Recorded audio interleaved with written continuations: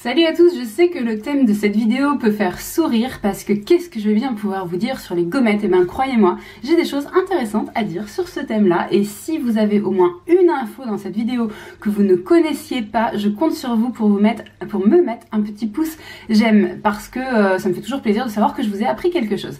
Alors la base c'est que les gommettes c'est un outil très pratique pour les enfants, pour aborder plein de choses, travailler la dextérité, on peut parler des petites formes, on peut parler des petites couleurs, ça c'est la base, tout le monde le sait et on sait aussi qu'on démarre avec des gommettes grosses comme celle-ci qui sont les gommettes un petit peu premier âge pour aller ensuite vers des tailles de plus en plus petites qui vont solliciter de plus en plus de qualité de préhension au niveau des doigts et on peut aller ensuite vers des strass qui sont vraiment des tout petits points de couleurs en général brillants et que les enfants vont utiliser pour décorer leur dessin, faire le tour, mettre dessus ou tout simplement une feuille vierge, s'amuser à coller des petits autocollants. Je l'ai fait dernièrement, ça a très bien marché, y compris pour des enfants de 3 ans.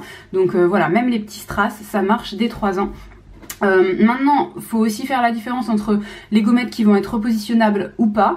Par exemple, moi je vous ai sélectionné un bloc d'autocollants réutilisables que je vous mets en barre d'infos, Melissa et Doug, 5,99 € sur Amazon. Voilà, je trouve que c'est pas très cher et du coup ça permet d'avoir des autocollants réutilisables si toutefois vous voulez que votre enfant s'amuse à mettre sur un support puis enlever, remettre d'une façon différente. Ou alors sinon si vous préférez acheter des gommettes à usage unique, l'endroit vraiment où je trouve que c'est pas mal parce que c'est vraiment pas cher, c'est Action. Dans la vidéo de temps en temps je vous donnerai un peu des prix, mais je trouve que parfois les grands écarts de prix ne sont pas du tout justifiés, donc attention à ce que vous achetez, ça reste du matériel qu'on peut trouver vraiment pas cher normalement. Dans les gommettes qui sont repositionnables, on peut aussi en trouver pour fenêtres, donc là il faut chercher, moi j'en ai trouvé dans la gamme Home Stickers for Windows, qu'on peut aussi trouver sur Amazon, pareil, je vous mets un lien juste en dessous en barre d'infos.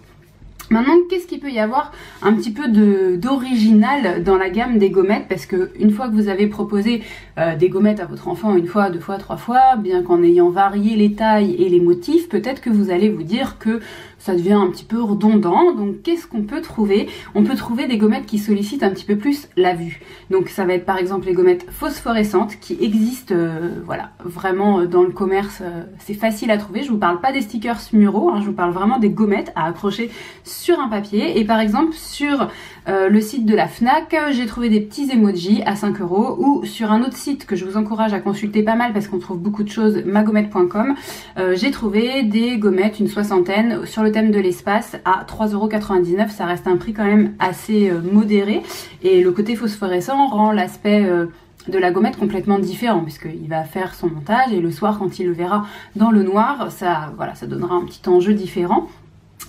Pour la vue, on peut aussi aller vers des gommettes pailletées, donc ça c'est pareil, c'est très facile à trouver. On peut aussi aller vers des effets holographiques, donc là c'est pareil, ça vient de chez Action.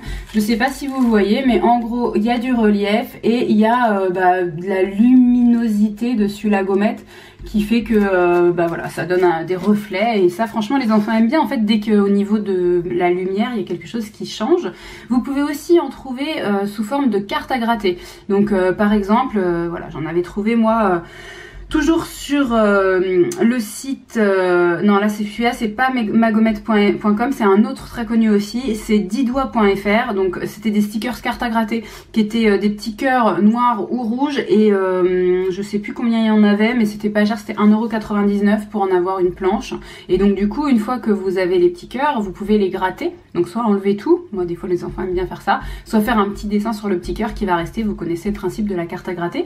Et puis on a aussi une dernière chose qui sollicite la vue, c'est des petites gommettes de miroir. Donc là c'est sur magommette.fr que j'en ai vu, c'est des gommettes en papier argent effet miroir et donc là c'est pareil, dans la créativité de l'enfant ça va être un petit peu différent. On passe ensuite à quelque chose qui stimule le toucher, donc ça va être les gommettes qui vont être en relief. Donc c'est là où j'ai trouvé des écarts de prix assez hallucinants parce que sur le site des Galeries Lafayette j'ai trouvé une planche de la marque Geco, donc qui est une très bonne marque. La Galerie Lafayette on sait que c'est pas donné, mais j'ai trouvé que c'était exorbitant, c'était à 15,70 € la planche, alors que moi chez Action, hein, je suis désolée j'ai pas d'action chez Action, mais je vous recommande quand même d'y aller parce que j'ai dû trouver ça qui sont des petites gommettes voilà en relief aussi. peut-être pour 1 €, je sais plus, j'ai pu noter le prix, mais enfin en tout cas c'est vraiment dérisoire et il y en a une 50aine dans la boîte, donc voilà, ça va faire un petit peu un usage quand même assez long, ou alors avec beaucoup d'enfants. On peut aussi, pour stimuler le toucher, avoir des gommettes en mousse, voilà, qui sont un petit peu différentes du coup dans la manipulation. C'est une espèce de mousse autocollante.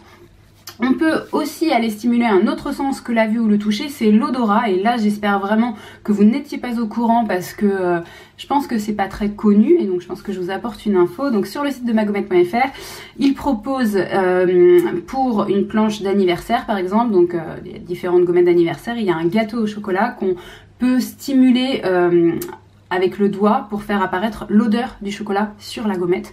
Il y a aussi des petites gommettes cœur en rapport avec la Saint-Valentin, mais je pense que si on présente ça comme juste des gommettes cœur aux enfants, ça passera très bien. Et ces petites gommettes là, elles sentent la fraise. Donc pareil, je me dis que c'est une expérience un petit peu différente. Il y a aussi des gommettes qui peuvent servir à entretenir un jeu. Donc par exemple, il y en a certaines qui sont transparentes et qui sont noires et blanches en fait, qui sont faites pour colorier. Donc on utilise la gommette comme support de coloriage. Il y a des gommettes qui sont pas vraiment des gommettes, qui sont des yeux mobiles, mais c'est pareil, hein, c'est des petites planches d'yeux et qui permettent d'agrémenter les dessins des enfants. Et des fois ils aiment bien voilà, dessiner, mais quand ils sont un petit peu plus âgés que 3 ans, c'est vrai, ça marche plus avec mes 6 ans par exemple, d'avoir des petits personnages et de leur mettre des yeux mobiles.